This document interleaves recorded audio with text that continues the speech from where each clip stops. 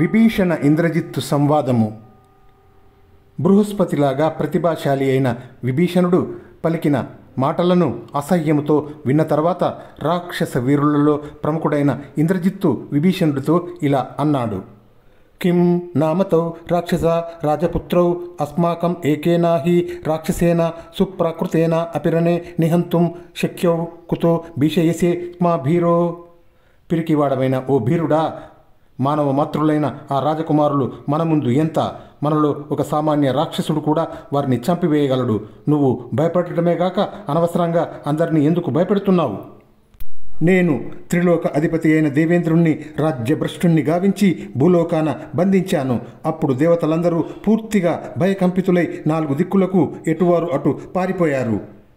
ఐరావతం 2 దంతాలను పెరికేసి దానిని భూమిపైకి విసిరివేస్తే అది మూలుగుతూ గగ్గోలు పెట్టింది. దేవతలందరినీ నేను గడగడలాడించాను. సమస్త దేవతల గర్వాన్ని ఆ విధంగా అణిచివేశాను. నేను గొప్ప గొప్ప దైత్యులను శోకంతో ముంచాను. అట్టి మహావీరుడనైన నాకు సామాన్య మాతృలైన ఆ మానవ రాజకుమారులు ఒక లెక్కనా? అప్పుడు విభీషణుడు ఇంద్రజిత్తుతో ఇలా అంటున్నాడు.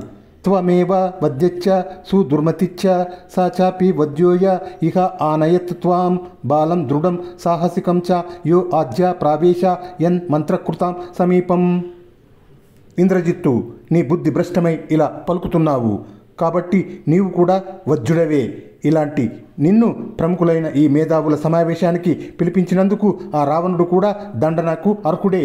ఇంద్రజిత్తు, నీవు మూర్ఖుడవు, ప్రతిభ వినయం లేనివాడవు, క్రూరమైన స్వభావం కలిగిన వాడవు, తెలివి తక్కువ వాడవు, దురాత్ముడవు, మూర్ఖుడవు, ఎంతో దుర్బుద్ధివి.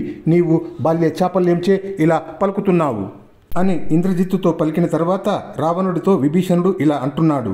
మహారాజా, ఎన్నో రకాల సంపదలను, రత్నాలను, విలువైన నగలను, ఆభరణాలను, దివ్యములైన వస్త్రాలను, చిత్ర విచిత్రాలైన మనులను, మాణిక్యాలను కానుకలుగా సమర్పిస్తూ ఆ సీతా సాధ్విని శ్రీరామునకు అప్పగించుట ఎంతైనా సమంజసము. అప్పుడు మాత్రమే మనం ఏ చీకు చింత లేకుండా క్షేమంగా ఉండగలుగుతాము.